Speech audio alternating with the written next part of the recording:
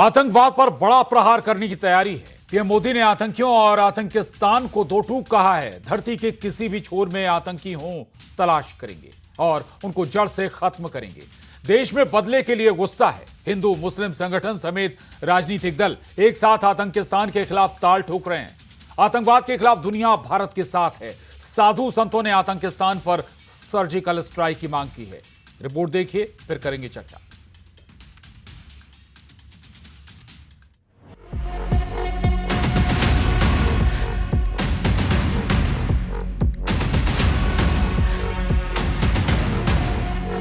मुस्लिम नहीं हो, गोली मार रहे सीधे मेरे सामने। उन्हें 6 लोगों को गोली मारी।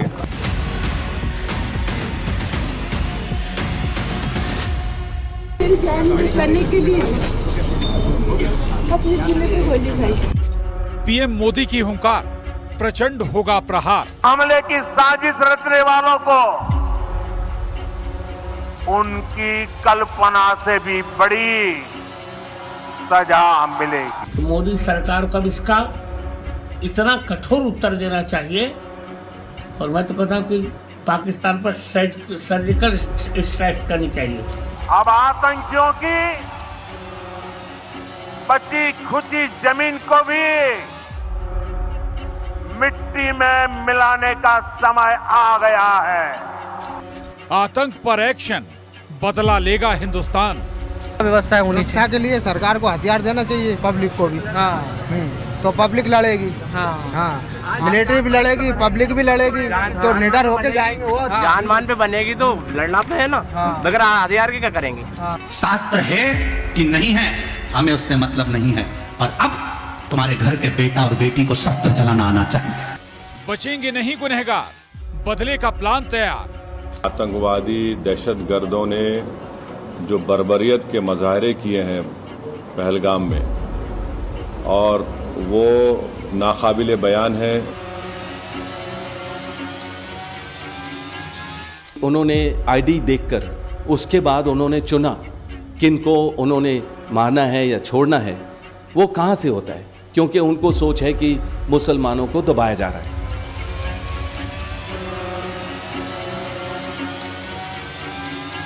वो उस परिवार का दामाद है जो 70 साल से गांधी नाम का उपयोग करते हुए लोगों को गुमराह करके इस देश पे राज कर रहा था। कल भारत के सारे मुसलमान आतंकवाद की घटनाओं की निंदा कर रहे थे और आज तुम्हारा दामाद बोल रहा है कि मुसलमानों के साथ भारत में हिंदू संगठन या हिंदू जाति कर रहे हैं। इसका परिणाम ये, तो क्या मुसलमान आतंकवादी हो गया? पहलगाम में इंतकाम का प्लान तैयार हो गया है। पीएम मोदी ने बिहार की धरती से आतंकिस्तान को दो टूक कह दिया। धरती के अंतिम छोर तक आतंकियों को खदेड़ा जाएगा। आतंकिस्तान पर राजनीतिक दल भी एक साथ हो गए। हिंदू मुस्लिम ईसाई हर कोई बस हिसाब चाहता है उन बेगुनाहों के आंसुओं का जो आतंकियों ने दिए हैं। बस अब इंतजार एक्शन का है, जब आतंकियों पर कहर बरपेगा। आज महाडिबेट में इसी पर करेंगे चर्चा।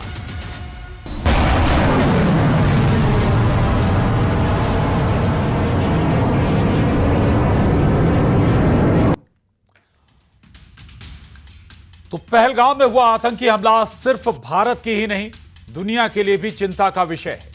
आतंकी आज यहां हैं, कल वहां होंगे। इसलिए आज इनके खिलाफ कड़ा रुख अपनाना पड़ेगा, नहीं तो कल फिर बेगुनाहों को निशाना बनाया जाएगा।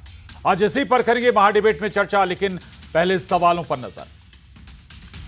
और हमारे आज के सवाल, आतंकवाद की कड़ी आखिर कहां तक जुड़ी है, यही तलाशा जा रहा है और जहां तक कड़ी होगी वहां तक मार भी की जाएगी।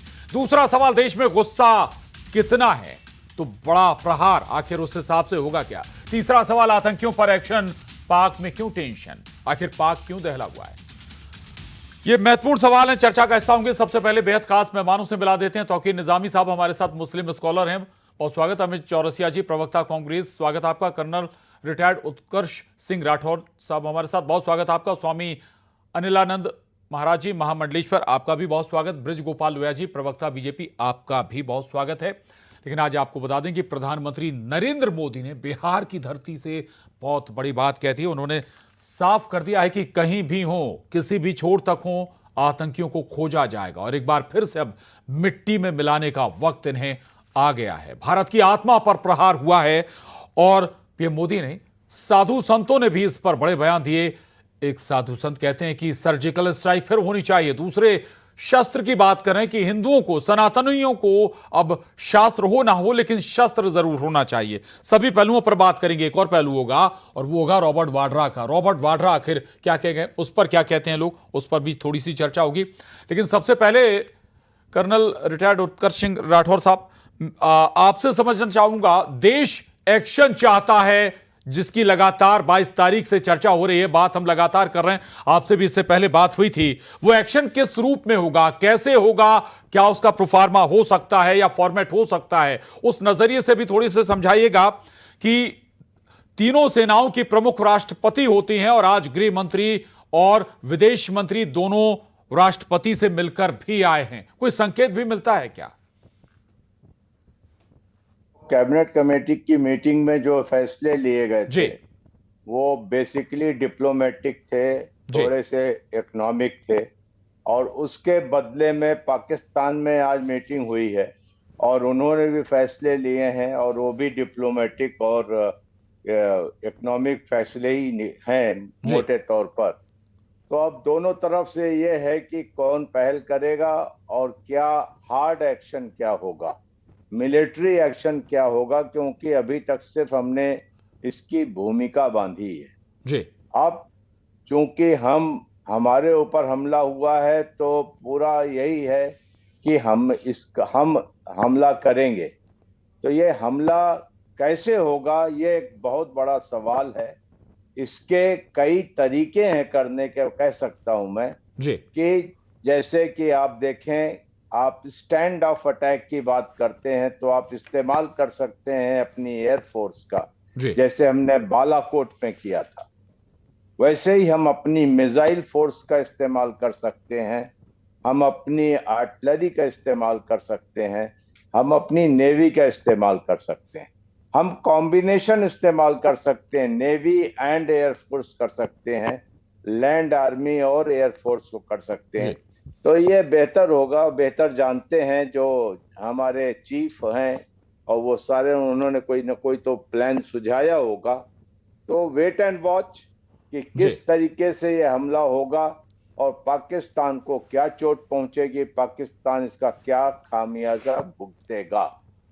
जी, बड़ी बात आपने कही, ये जरूर थोड़ा सा इंतजार करना होगा और उसके बाद हो सकता है कि थोड़ा वक्त जरूर लगे, लेकिन जो संकेत मिल रहे हैं वो वाकई कुछ बड़ा होने वाला है। अमित चौरसिया जी, सर्वदलीय बैठक भी हुई है।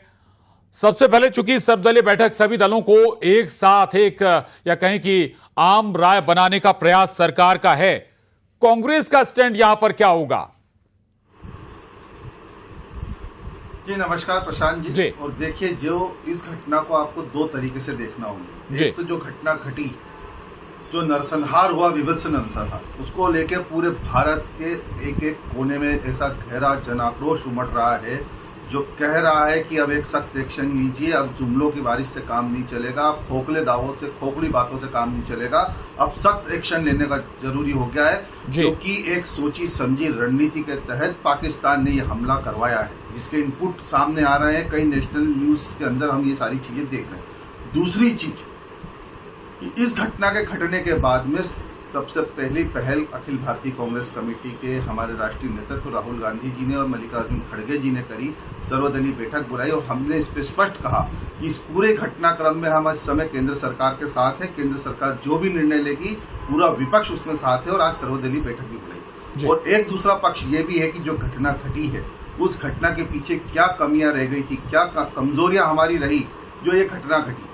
देखिए, आप 2019 में पुलवामा जैसा घटना घटती है और इसकी पुनरावृत्ति पूरी की पूरी पहलगाम के अंदर हुई है। सेम की सेम, वही की वही घटना का रिपीटेशन हुआ है। आज से 5 महीने पहले भास्कर के संवाददाता विनय सुल्तान जी ने एक आर्टिकल लिखा था और उस आर्टिकल में उन्होंने स्पष्ट बहुत सारी बातों का उल्लेख करा। भास्कर के आर्टिकल में उन्होंने कहा कि 150 से अधिक अंतर्राष्ट्रीय आतंकवादी जो हैं कश्मीर के अंदर है, ये इंटेल है उसके बाद उन्होंने कहा कि कश्मीर में नहीं, आपने ठीक कहा, होने वाला है वो गोरिल्ला पुलवामा का रिपीटिशन हुआ। मैं कहूंगा केवल पुलवामा का नहीं बल्कि उरी का भी रिपीटिशन हुआ है। उरी, पुलवामा और अब पहलगाम। ठीक है, मैं लौटूंगा आपके पास जी, लौटूंगा। ब्रजगोपाल लोहिया जी, देश की भावना है जवाब देने की, जवाब ऐसा हो कि वो जवाब हमेशा याद रखे। दूसरा, इस पर भी थोड़ा सा जो बात चौरसिया जी कह रहे हैं कि भाई कहीं फेलियर जरूर है, उस पर भी ध्यान दीजिए। देखिए, मैं फिर से कहता हूं जी कि कहीं ना कहीं कुछ कमी रही होगी, ये इससे कोई इंकार नहीं कर रहा है, मगर ये समय क्या है? ये समय हमारे सुरक्षा बलों का, हमारी इंटेलिजेंस एजेंसियों का हौसला बढ़ाने का समय है। और मैं इस पूरे मुद्दे पर कोई राजनीतिक टिप्पणी नहीं करना चाहता हूं, क्योंकि ये देश के जज्बातों का सवाल है। और ये समय क्या है कि जब हम दो बातों को सिर्फ याद करें। एक, भगवान राम ने समुद्र से कहा था कि विनय न मालद जलधि जड़, गए 3 दिन बीत, और बोले राम सकोप तब भय बिन होई न प्रीत। और एक सेंटेंस भगवान कृष्ण ने अर्जुन से कहा था कि अहिंसा परमो धर्मा, धर्म हिंसा तदैव च, कि अहिंसा तो परम धर्म है, मगर उस अहिंसा के धर्म को बचाने के लिए अगर कितनी भी हिंसा करनी पड़े तो वो पाप नहीं है। तो ये समय है उस निर्णय का कि जब हम चोट करें। और एक बात, जो पूरे जो हम मीडिया चैनल्स में जो रिपोर्ट्स आ रही हैं, अगर सबको मिलाएं तो एक बात जो सबसे महत्वपूर्ण है, एक कंसेंसस बना है पहली बार इस देश में कि आतंकवाद की जड़ में केवल वो लोग नहीं है जो दिखाई दे रहे हैं, वो लोग भी हैं जो इन्हें पीछे से बैक सपोर्ट कर रहे हैं। आसिफ मुनीर भी और पाकिस्तान की फौज भी और ISI भी, ये सारे लोग एकजुट होकर काम कर रहे हैं, केवल आतंकवादी नहीं है, उनके जो बैक सपोर्ट है। इसीलिए आज माननीय आपने ब्रजगोपाल लोहिया जी, आपने चौपाई पढ़ दी है, लेकिन इस बार एक्शन केवल सर्जिकल स्ट्राइक या एयर स्ट्राइक से नहीं होना चाहिए, दिखना चाहिए, बल्कि ऐसा होना चाहिए कि भाई ये कम से कम खत्म हो। जहां जहां कैंप है वहां दोबारा कैंप फिर शुरू ना हो जाएं। यानी आपने एक बार कैंप खत्म किया, ध्वस्त किया, फिर पता पड़ा 2 महीने, 4 महीने, 6 महीने बाद फिर पता पड़ा कोई दूसरा रिपीटिशन हो, पुलवामा, पहलगाम या उरी जैसा। छोटी सी एक बात कहना चाहता हूं, इसीलिए आज जब माननीय प्रधानमंत्री जी ने बिहार की धरती से ये घोषणा करी तो स्वभावतः जो वो कभी नहीं करते हैं वो उन्होंने किया कि उस बात को, अपनी बात को अंग्रेजी में भी रिपीट करके कहा कि केवल बिहार और भारत के लोग ना सुने, पूरा विश्व सुन ले कि भारत के इरादे क्या हैं और हम करना क्या चाहते हैं। और 175 के लगभग देश आज भारत के साथ। बिल्कुल, ये इरादे देश की जनता के हैं। ब्रजगोपाल लोहिया साहब, मैं लौटूंगा आपके पास। ठीक बात है, अच्छी बात आपने कही है, लेकिन मैं स्वामी अनिलानंद जी महाराज के पास जाऊंगा। अनिलानंद महाराज जी, साधु संतों का भी आक्रोशित होना बिल्कुल ठीक बात है, देश की एक एक जनता, एक एक व्यक्ति आक्रोशित है, लेकिन हिंदुओं से यह कहा जाए कि शास्त्र हो ना हो, शस्त्र जरूर रखिए, यह सलाह थोड़ा ठीक लग रही है क्या आपको? देखिए, हम तो सनातन धर्म का पालन करते हैं जी, और सनातन धर्म में जीव हत्या बिल्कुल अपराध है जी, लेकिन जब पानी सर से ऊपर आ जाता है तो फिर तो भैया कुछ ना कुछ तो सोचना पड़ता है। और हमारे भारत देश में ये पूर्व काल से प्रथा चली आई है कि जब शास्त्र का ज्ञान हो तो थोड़ा बहुत शस्त्र का ज्ञान भी गुरुकुलों में सिखाया जाता है। आपने देखा हो, रामायण काल में हो या महाभारत काल में, द्वापर में या त्रेता में, तो जब गुरुकुल में लेकिन दौर बदल गया है अनिलानंद जी, दौर बदल गया है। अब आधुनिक हथियार आ गए, ऑटोमेटिक हथियार आ गए, तो क्या मशवरा दे रहे थे प्रदीप मिश्रा जी? नहीं, देखिए ऐसा है कि राक्षस तो जब भी थे, राज भी हैं। आप देख भी रहे हैं, राक्षसी का कोई अंत नहीं है।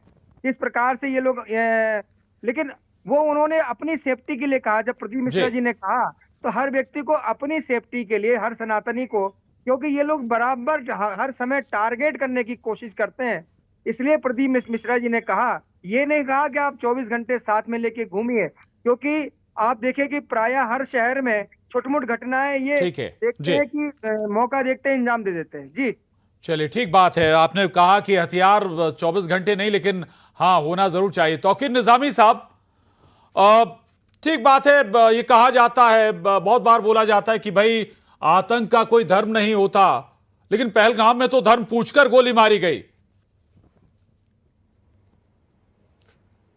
प्रशांत जी, मैं अपने अकीदत के फूल जो भी शहीद हुए हैं उनको अपनी अकीदत के फूल पेश करता हूं आपके चैनल के माध्यम से, और ईश्वर या अल्लाह से प्रार्थना करता हूं, दुआ करता हूं कि जितने भी परिवार हैं परवरदिगार उनको कम से कम इतनी शक्ति दे कि वो ये दुख सह सके।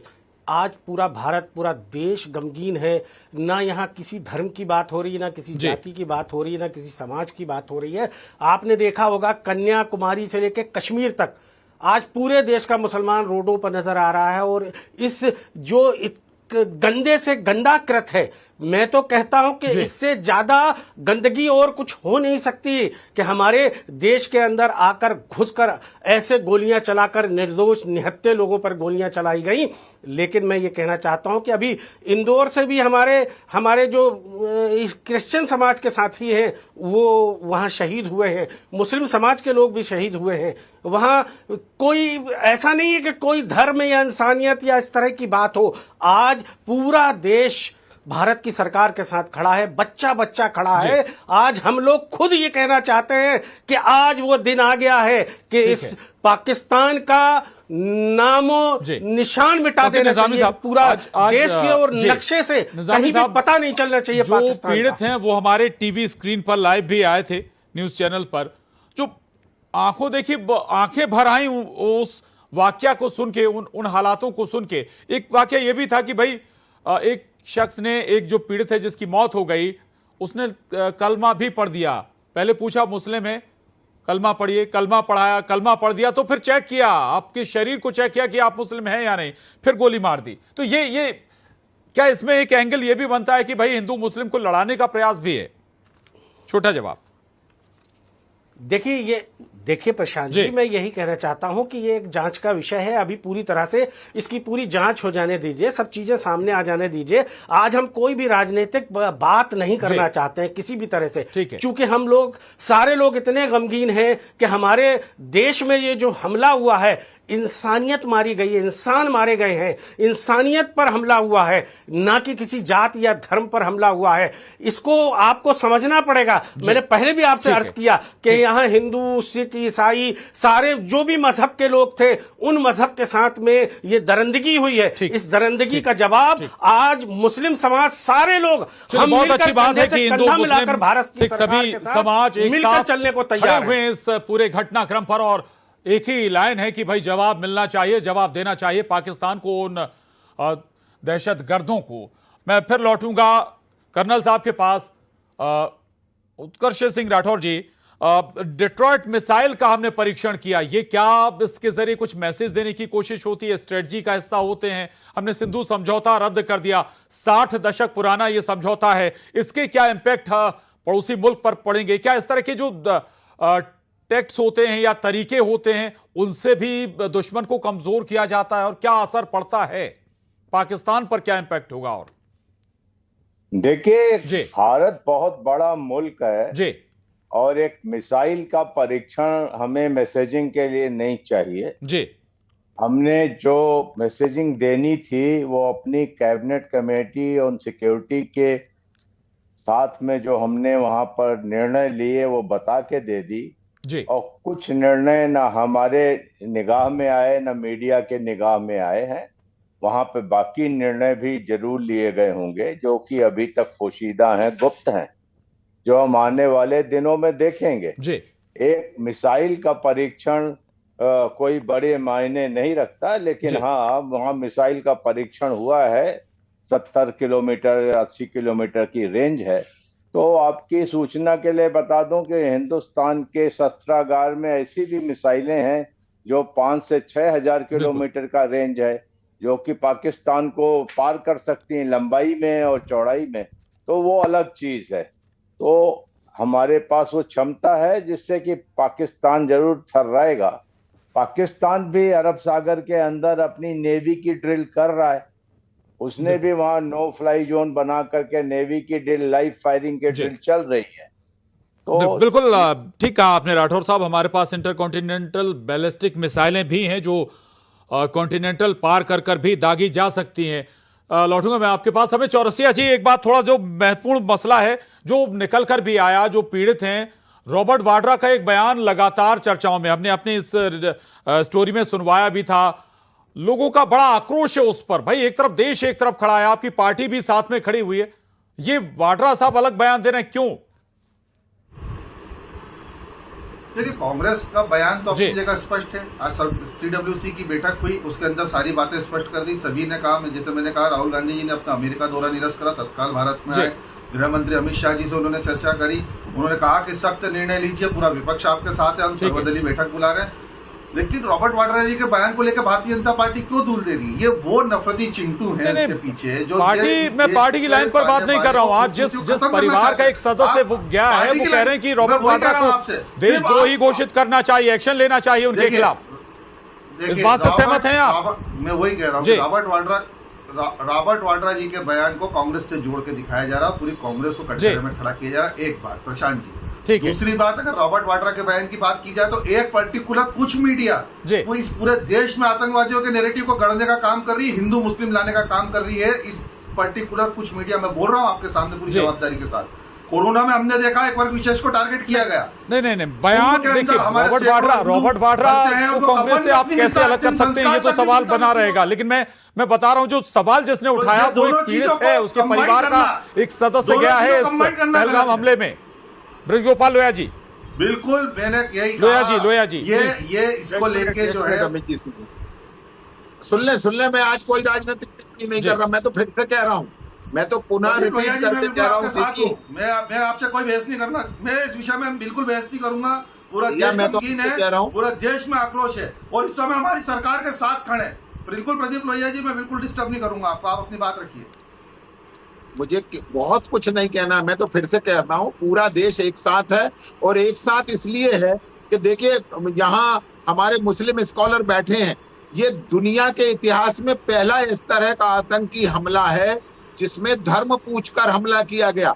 ये देखिए, हिंदुओं में असुरक्षा की भावना पैदा करता है, ये नहीं है, मगर ये आज मुसलमान भी समझ रहा है, इस देश का मुसलमान समझ रहा है कि ये वो परीक्षा की घड़ी है कि ये इस्लाम को भी बदनाम करने वाला है और इस्लाम को पूरी दुनिया में अलग थलग करने वाला है। इसलिए ये पूरा मुल्क आज हिंदू मुस्लिम को छोड़कर भारत एकजुटता का परिचय दे रहा है। मगर मैं एक छोटी सी बात कह दूं कि 2019 की सर्वदलीय बैठक में इसी तरह राहुल गांधी जी ने कहा था कि हम सरकार के निर्णय के साथ हैं, मगर सेना ने जब एयर स्ट्राइक करी थी उसके बाद फिर बिल्कुल सवाल उठाए गए थे, एयर स्ट्राइक पर भी पूछा गया था, सबूत मांगे गए थे एयर स्ट्राइक पर भी। मैं लौटूंगा जल्दी। तौकीर निजामी साहब कहना चाहते थे आप कुछ, कम शब्दों में, 20 सेकंड। देखिए मैं कांग्रेस और कहना चाहता हूं कि कांग्रेस हमेशा से अलगाववाद की राजनीति करती आई है। आज भी इस दुख भरी घड़ी में जहां सारे लोगों को एक साथ खड़ा होना चाहिए। मेरे पास बहुत सारी चीजें, मैं बहुत सारी कह सकता हूं, बहुत सारे जांच के विषय हैं, बहुत भाई के वो अंदर कैसे घुस गए, कैसे आ गए, लेकिन मैं नहीं चाहता कि इन सारे विषयों पर इन पर मैं बात करूं। मैं कंडम करता हूं और पूरा श्रद्धा के सुमन अर्पित करता हूं हमारे एक एक आदमी पर, लेकिन इस तरह का इनको भी, कांग्रेस को भी अपने गिरबान में झांक के देखना चाहिए, अनिलानंद जी करना चाहिए। अनिलानंद जी, अब भावना एक ही है, क्या कहेंगे आप? अनिलानंद जी का रिएक्शन। भावना तो अभी दर्शा रहे हैं, लेकिन मेरा तौकीर साहब से भी और जो कांग्रेस के प्रवक्ता है उनसे भी निवेदन है कि कश्मीर घाटी के जो लोग हैं, कम से कम वो जिस पार्टी के भी हों और आपके अगर संपर्क हैं उनसे, तो उनसे ये निवेदन करिए कि कम से कम आतंकियों को शरण तो मत दीजिए, क्योंकि वो भारत की भूमि है और वही लोग आतंकियों को शरण देते हैं और वही आतंकी उन्होंने ये जो दिखाया है, जैसे जलियांवाला बाग में किया जाता था। आपने ठीक बात कही है कि आतंकियों को कम से कम शरण ना दें, बहुत अच्छी बात है। माफी चाहूंगा, चर्चा को यहीं खत्म करेंगे। आप सभी खास मेहमानों का बहुत शुक्रिया, धन्यवाद। लेकिन बड़ा महत्वपूर्ण है मसला जो अनिलानंद जी ने उठाया है कि भाई शरण ना दें। हालांकि एक नई लाइन जरूर आई है इस हमले का, जो पहलगाम हमला हुआ है, पूरे जम्मू कश्मीर में इसका विरोध हुआ है, लेकिन ये बात भी होनी चाहिए कि जब आतंकी मारे जाते हैं, दूसरी तरफ जब जवानों की शहादत होती है, तब भी इसी तरह का रवैया जम्मू कश्मीर के लोगों का हो तो शायद और बेहतर होगा। लेकिन आखिर में फिर लाइन वही कि जवाब देना चाहता है पूरा देश उन लोगों को, दहशतगर्दों को, पाकिस्तान को, जहां इनकी जड़ें हैं। महाडिबेट में बस इतना ही।